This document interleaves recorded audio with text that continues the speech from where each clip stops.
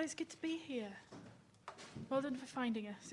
I always like the way that you have to go upstairs to come down again. There's something quite profound about kind of the ascent to descend. Today we're thinking a little bit about what it is to engage in mission in our day-to-day lives. Kenneth started us off a couple of weeks ago and we looked at the scriptures to do with mission. Some of them, a lot of them are about mission. So we looked at some of the scriptures to do with mission and we had lots of discussion about what that might mean for how we understand the differences between mission and evangelism and how we proclaim and declare and share our faith.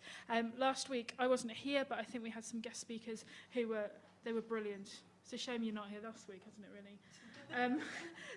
So last week we had a couple of speakers looking at the kind of interface and interfaith relationships and a kind of dialogue and discussion amongst the two of them, hosted by Hannah Wallace. And so this week we're going to put all of that into practice and hopefully share some stories and inspire us to live lives that are both active and missional. There's a chap called Ian Adams. Ian's one of these people that if you meet, you kind of can't help but feel as if you've been in the presence of holiness. You know, one of these really annoying people that if they could glow, they would. He was one of these sorts of people. He's still alive. He lives down in Exeter somewhere.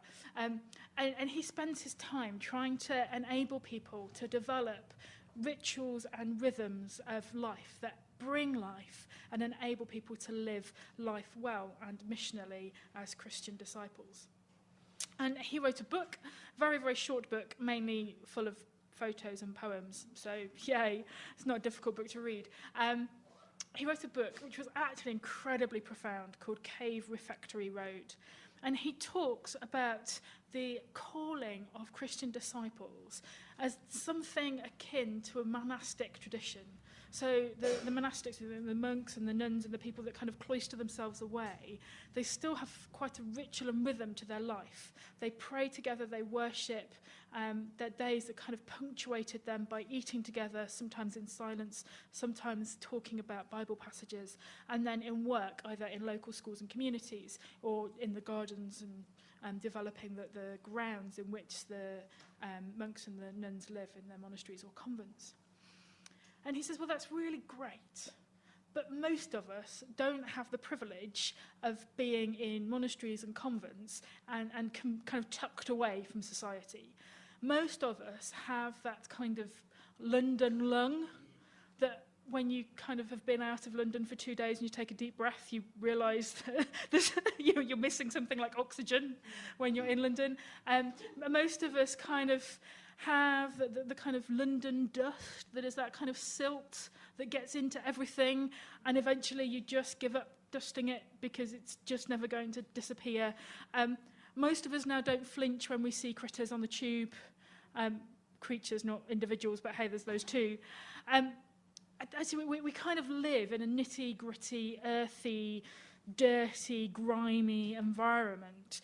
And actually that's good and brilliant, but we're kind of engaged and we breathe it, it gets into our skin and it gets in our lungs, and it's part of us, it's part of our identity, and it's part of our identity here at Sanctuary.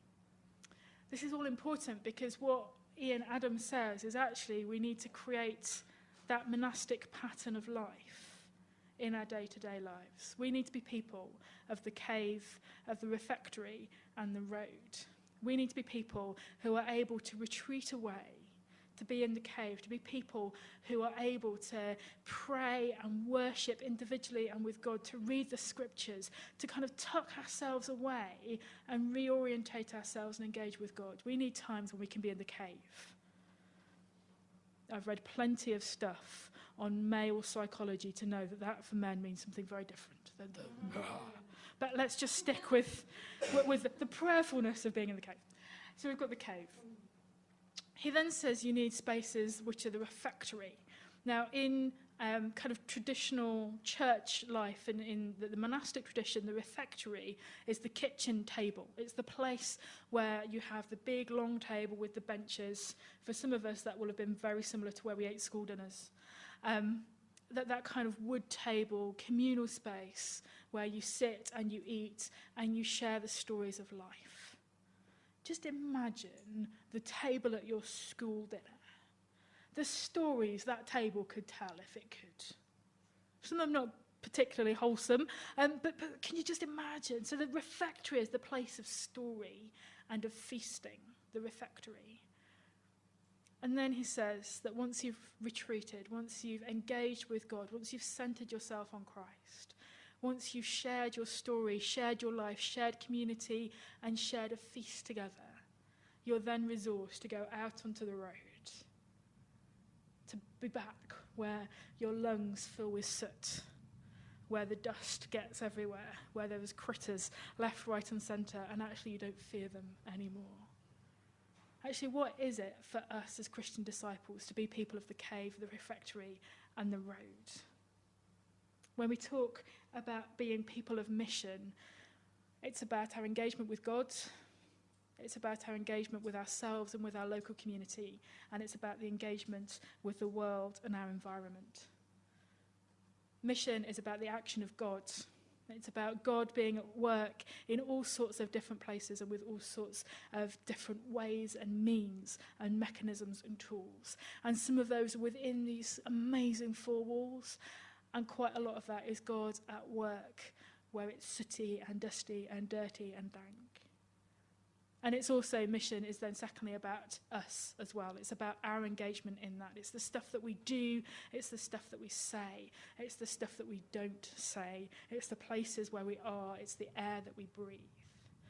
So when we're talking about putting mission into action, we're talking about taking all that we are, all that we know of God's, and being able to notice where God is also at work.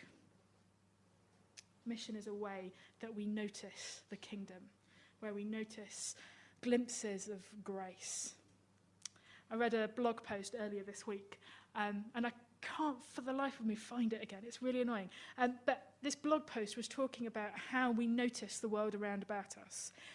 And actually it's quite easy, especially when you're in a kind of routine and you get off at Westminster Tube or Victoria Station and you march to Central Hall and actually you've got a routine and you just don't notice the people passing you by. This blog post was really challenging. It said, how about when you leave your house, so for you tomorrow morning, pick a colour. Any colour. Have you got a colour? Oh, lots of blank faces. Oh, come on. I've only been talking 10 minutes. There's another 2 pages to go yet. Got a colour? Good? Okay. So tomorrow, now you've thought of your colour, notice whenever you see it. And if you've got one of these zizzy zappy smartphone things, take a photo every time you see something of that colour. I've been doing it with yellow this week. I love Fabio's jumper. It was the first thing I saw when I walked in the door. Chemist towel. You see the scouring pads at the back. Yeah. As soon as you've got a colour, you start seeing it everywhere. How do we pay that much attention when we're spending our day-to-day lives? Actually, maybe today, just take that away. Notice something different. Notice a colour for the next 24 hours and take photos and pin them onto the Sanctuary Facebook page and we'll see what we find. My favourite was the yellow toilet, which was quite a delight and cost me 30p, as most do in central London. Diversion back. So how do we notice those moments of grace as well? How do we notice the kingdom in our midst? How do we create and make sure that we have the rituals and the challenges and just the eyes to see where God is at work? Mission is ultimately about a relationship. It's about our relationship with God, which means that we can notice where he's at work. It's about a relationship with ourselves, that we're confident enough in what we have to offer. Whether we haven't got the right words or we don't quite know what the right thing to do is, actually it's being confident enough to do something or to be somewhere or to be alongside and with. And it's about our relationship to other people and our environment. Mission is about making friends and sticking with it. There's a great story in a book called Same Kind of Different as Me, which is a book by a guy called Ron Smith, who's a multi-million-pound art dealer, and a guy called Denver. Now, Denver, the story is based in Louisiana. He's been on the streets for the best part of 30 years. So 3 decades on the streets. This guy knows the underworld of the deep south of America. And Denver and Ron end up, for various reasons, in a green branded coffee shop. Other brands are available. And they end up in this coffee shop together. And they sit down, and Denver says, I just want to be friends with you. And Ron's going, I just want to be friends. Let's just be friends. It's a really good thing. Let's be friends. And Denver just turns around. And I can imagine him staring Ron straight in the eye. And he said, the thing is, with you white folks, when you go fishing, catch a fish, take a photo, parade it for everybody to see, and then throw it back again. Us black folk, when we go fishing, catch a fish, show it off by building a fire and cooking it, and then we share together the product of our work. I'm going to be friends with you if you do it the black folks way. I'm not going to be a friend with you if you're just going to throw me back when you're done. I'm not going to be your trophy. Mission begins and ends with a relationship. It begins and ends with our relationship with God through Christ, but it also begins and ends with our desire just to make friends with people because that's a good thing to do, with no ulterior motive, with no quick access program statement diagram. That could be an end point, but that's not our motive or our kind of complete action. So I want to tell you a few stories about where grace is noticed in the gutter. I want to tell you a few stories about some friends of mine who have taken the time to notice where God might be at work and have lived in a missional way. Some of them have done amazing things. Some of them have done some really simple things. And I hope that this inspires you to notice grace in the gutter and to encourage you to be missional people, people of the cave, the refectory, and the road. First of all, there's a guy called Mike. Mike runs a community called Small Boat Big Sea down in New Zealand. And this community, it's a very small community, probably slightly smaller than we are here at Sanctuary. And they have a community rule. They have a commitment that people who join their community kind of sign up to on the dotted line. There's kind of a contract between them. And they have to eat with 3 people every week. They have to eat, and they commit to eating with a stranger, a friend, and someone from the community. Now that sounds quite a lot of eating. That sounds like an awful lot of meals where I can't shut the door and ignore the world. You know, the kind of Grey's Anatomy evenings. Excellent, there's one person that does, excellent. But those days where you kind of get home, put the kettle on, shut the door, and ignore the world, apart from, yes, well. They eat together 3 times a week. And they say, but actually, we eat 21 meals a week on average. That's not so many. It's only a 1/7 of your eating that you're sharing with somebody else. So have breakfast with someone, have lunch with someone else, have dinner with someone else, and you're done. Actually, let's eat together and build community. Really simple way of sharing stories. Remembering the cave, the refectory, and the road. How can we build more refectory times in our rhythm? There's a guy called Simon. Simon works for Methodist Church, and he teaches mission from Birmingham University. And part of their teaching is to send groups of students, not unlike yourselves, drive them to somewhere in and around Birmingham and the West Midlands, and to leave them there with the kind of challenge to do mission for 12 hours. Now, on this one occasion, as you can imagine, some of you are already here. I know, some of you are already going, oh my word, I'm not doing that course ever. Please don't send me anywhere. So anyway, he sends this group of people. And there was one group that really didn't want to do the exercise. There was one group that were really grumpy, really negative, really frustrated by the whole thing. And so they decided, eventually, that they were going to buy luggage labels and to stick them on the Christmas tree that was in the centre of the town. And all they were going to do was take these luggage labels, and around the security barrier that was around the Christmas tree, they were then going to tie these luggage labels with people's prayers on. Really simple. Nothing, not complicated in any way, shape or form. And it was kind of their act of passive resistance. They didn't want to do the exercise anyway. So luggage labels, getting people to write on with coloured pens and then tying it to the railings. It was about all that they could manage. About 5 weeks ago or so, Birmingham City Council rang my mate Simon to say that they'd loved the idea so much, could they make it part of all of Birmingham Christmas trees next year? The one community group that really didn't want to do mission at all, weren't setting out to change the world, and resentfully went to the local Rymans and bought a packet of Sharpies and some luggage labels to stick on and graffiti over the safety barriers of the Christmas tree, end up potentially changing the whole of Birmingham City Council's attitude to the use of Christmas trees for next year. A friend of mine is called Kerry. Kerry works somewhere in the UK, and her job is to investigate people who are involved in human trafficking. And her job is to help rescue women who are caught in human trafficking, often in prostitution, rescue them whilst gathering enough evidence to prosecute their pimps and their owners.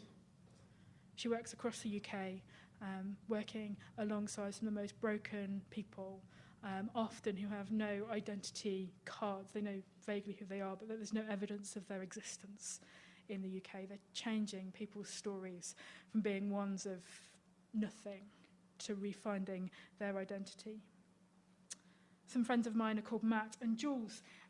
They run an organisation which is now helping the UK NHS blood and organ donation unit encourage Christians around the country to sign up as blood donors and as organ donors. 1,000 people a year die unnecessarily because there aren't enough organ donors on the register. They need about 22,000 units of blood every single week, and there's not often enough supply to demand. What would it be for us to see part of our ministry, part of our mission, part of our using our bodies as mission to register to donate blood once every 16 weeks and to donate our organs either in this life if we've got too many or at the point in which we die? Actually, what is it for us to have a serious conversation about our generosity and the way in which we use our physical bodies and all that God has given us in order to bring life to other people? That to me just sounds like the gospel. Enabling other people to have life in all its fullness. And all I need to do is sit down and have a pint of blood pumped out of me, and I get free biscuits at the end. Result. They often have custard creams too. I'm not sure whether anybody saw it. A couple of weeks ago, there's a new show on ITV called Food, Glorious Food. And it's one of these cookery shows. They're trying to find the nation's favourite recipes. Marks and Spencer's has put up the prize. And there was one woman last week who made a smile cake. Now, the smile cake was a very, very basic Victoria sponge. It didn't look very good. Mr. Kipling does a far better job of making that than she. It was a very poor effort, really. But what was amazing was that this woman had decided to make a cake for her best friend who had been diagnosed with cancer. So she made this Victoria sponge cake and kind of in the icing sugar dusted a scary face thing. But because she knew that her friend didn't actually want anything and couldn't communicate what she wanted anyway, she was kind of in that place of, things are so bad, but actually I don't want any physical contact, I don't need you to talk to me. She knocked on a door, left the cake on the doorstep and ran away. And her friend was so touched and started telling this story about the anonymous cake donor with the smile cake, that for every day for an entire year, this woman made a smile cake and left it on somebody else's doorstep. Maybe we just need a few cakes left on a few more doorsteps. A few more hit-and-run cake incidents wouldn't go amiss. The people of Peru, there's a community in Peru that's supported by the Methodist Church, and they used to grow cocaine. They were very, very good at growing a coca plant. And the Methodist Church started growing in this part of Peru, and obviously coca is not the most legal of production industries and can be quite dangerous. I'm sure you know far more about the coca industry than I do, but anyway, let's just think it's just dangerous. Just very bad. And as the Methodist Church started working with this community group, whose main income was from coca, they realised that actually production of coffee uses the same horticultural skills. And so now, rather than making coca, they now plant coffee and make fair trade justice, coffee instead of cocaine. What they also discovered was that as the families were gaining more business sense in their use of kind of growing coffee and using these new skills and this new product and being able to market it themselves, their families and their kids were learning the business skills as well. Now, they weren't able to go out into the fields and to the coffee plantations because their education was more important. So what they do in order to sustain the children's education is that they teach them to breed and sell guinea pigs. A little portion of your money into the collection plate on a Sunday morning goes to help children in Peru buy, breed and sell guinea pigs. I wasn't going to say that. We were going to skirt over the fact that they're edible and it's like breeding chickens here. Yes, good. This is, the Peruvian version of KFC. Awesome. What is it to transform a narrative that was about drug lords and cocaine into being about caffeine, coffee, and KFC? Awesome. I want to show you this brilliant leaflet. Lisa, could you just make sure they get served around? There should be plenty for everybody. This is a community group. One of my friends, Lou, does something similar up in Edinburgh, but this is the London version. And this is the version of knitting graffiti. This is people who see the world in a different way. They see it in a way that kind of equips and enables us to notice that the grey, sooty, dark, dank, sweaty, horrible, difficult parts of London living can actually be the art of enhancing a public place with graffiti knitting or crochet. I kid you not, this is run by somebody called Deadly Knitshade. It's very clever, very, very clever. Our squishy art does many things. It takes a woolly hold on forgotten public spaces and gives them a soul. It treats the whole world as an art gallery, and it encourages others to bring their own city to life in the ways only they can imagine. After all, a city without citizens is just an empty shell of a place with no life at all. How do we perform creative, prophetic, strange, weird, wonderful, squishy acts that notices how God sees our worlds and encourages a city to breathe life into it afresh? You're very welcome to take that sheet away with you. There are extras if you want to fire them around. In Paraguay, there's a group of people who live on the garbage heaps in Paraguay. And these children scavenge for all that they can possibly find on the rubbish heap. And one day, one of the kids found the empty shell of a violin. And so they took it away, and they kind of found the other bits that they needed. And out of the garbage, they perfected a violin. And someone else decided that they knew what a cello looked like. And so out of the garbage, they started to find all the bits and pieces that they needed, and they made a cello.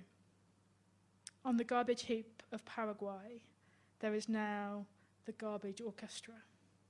And they have made an entire orchestra out of garbage. What is it for us to see the broken, the difficult, the fractured, the messy, the trash of this world, not as something to discard, but a place where God brings restoration and music? What is it for us to see the brokenness, not as something to be fixed, but as something to be transformed and something that shows signs of the kingdom? A friend of mine is called Sheridan. Sheridan has a book coming out called Resurrection Year, but Sheridan has spent the last couple of years, I guess, writing down his story of childlessness. And he's starting now to talk and share, he and his wife, their painful, desperate, traumatic story of what it is to spend a decade of their lives dreaming of having a family and getting to this point in their lives now that will never, ever happen. What happens when dreams don't come true and you're constantly living with second best? What is it for us to be missional by just telling our stories and telling stories that mean that we don't have everything that we hoped for and that we have to live with different dreams? A friend of mine's called Leah. Leah works with shelter during the winter season, and she goes around with a charity shelter and she fixes zips and buttons on people's clothes and sleeping bags. What is it to go around with a sewing kit in the back of your back that sews up people's buttons and zips on their sleeping bags, on their jumpers, on their trousers, just so that they can have some dignity and some warmth? Many of you have already met Rick. Rick's been here a few times doing meditations. And this is just one thing that he did last Lent. He made these little clay models, little figurines. He made 40 of them and spread them around Sheffield and the Derbyshire coast. Just little clay models that he put in 40 different locations in order to see what happened. One of them went onto the salt flats of Derbyshire. If you know Pride and Prejudice, it's where Elizabeth Bennet does her flants. So you can imagine quite wild, quite windswept place. The little figure, after 40 days, he went back and collected them all in. The one there had completely dissolved into the salt flats and had started growing moss and lichen even over 40 days. There was one that he put in a skate park, and because the youths on this skate park had seen what he was doing and had a conversation with him about what was happening, they built a shelter for this little person and started offering it the kind of last bit of their chocolate bars and their half-drunk can of Coke, and it became kind of a shrine as these kids are protecting and building this shelter for this little character.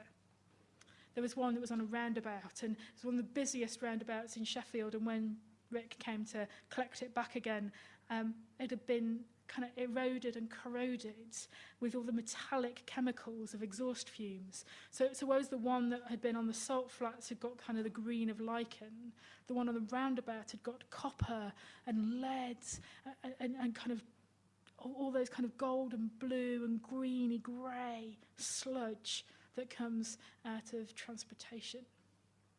There was one that he put in a church, and he collected it again completely unscathed. Hadn't changed at all in the 40 days. It was the only one that had never changed. This is a series of postcards that he's made. It's a fold-out thing, but you can take it away, and it has something to read, something to think about, something to do, something to share, and then a meditation at the end as well. Something to give away, and you can order more should you want to. A friend of mine is called Brené, and she is desperately trying to convince a very busy world that exhaustion is not a status symbol and productivity is not a mark of self-worth. Exhaustion is not a status symbol and productivity is not a sign of self-worth. Maybe actually in order to be missional people on the Cave of the Refectory in the road, we need to take that deep breath that says, actually, I'm not going to be exhausted. And I'm not going to make my productivity a mark of my self-identity. Yesterday, I was on a train. And I was a bit tired. And I was on the tube home. We got to 2 stations before my stop. This woman came, and I was on one of the sideways seats, and she stood up, holding onto the beam or the barrier next to me, and she was just in floods of tears. She was quite sweary, so she'd had a bad day, made sure that we all knew she'd had a very, very, very bad day. And she was on the phone to her friend, so the entire carriage knew what had happened, because there was tears and snot and swearing, and this phone call going on. Earlier on in the day, I'd been to King's Cross Station. King's Cross was 1 yesterday, and so they were giving away cupcakes. There's not a lot that you can do at King's Cross Station at 8 o'clock in the morning when they're giving away free cupcakes, other than to see how many cupcakes you can be given without them noticing that you've been round before. So in my bag, I had a variety of cupcakes that I transported to my destination and back again all day. As I got off my train, I handed her a cupcake and walked off the train. I figured she just needed to have a good day. What is it for us to do little things that just come out of the core of our character, that enable people to notice something of the good, something of transformation, something of grace? Maybe that piques their interest, that means that they have their own moment of retreating to the cave and meeting God for the first time or the millionth time. Maybe that just invites somebody to share a meal and a story because sharing the story is good. Or maybe being that catalyst to transformation that sees them communicate the gospel in whatever way makes sense to them as well. Being missional and being active doesn't necessarily mean that we have to go to the ends of the world. Actually, sometimes we just have to be tired and get on a tube. Sometimes it means that we have to walk around garbage heaps. Sometimes we have to sacrifice and pay the cost and make cake every day for an entire year. Sometimes it just means we need to hear difficult stories from people that actually we probably wouldn't want to, and sew buttons onto items of clothing we never really thought would be crawling quite as much as they are. At Sanctuary, we want to take seriously this rhythm of life, and we want to take this rhythm of cave, the retreat, the refectory, the sharing together and being sent out onto mission seriously. And that comes from a relationship with God and with each other and our environment. So over the next few weeks, our world is going to change slightly. We're going to eat together. And whereas previously it's kind of a pick and scoff in the corner job, actually, we'll give you notice of this, but we're going to move to a place where actually we're going to bring food to share together. And the first part of our meeting together will be eating. Meet and eat. Wasn't meant to rhyme. Sounded better when I wrote it. Once we do that, we're then going to have time and space and creativity and some silence. And we're going to learn and engage in and try out different ways in which we can meet with God and share with each other. That can be through creative meditation, as George is going to do in a couple of weeks' time, 3 weeks' time.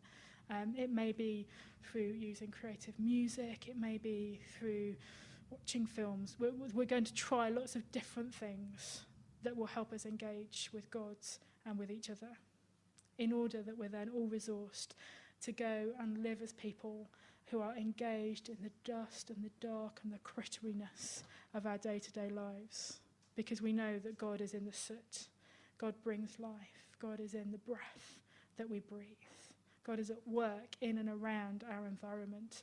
And our calling is to notice, to take the invitation, to build relationship, to make more friends, to share a little more cake, to hear lots more stories, and to see God's kingdom come.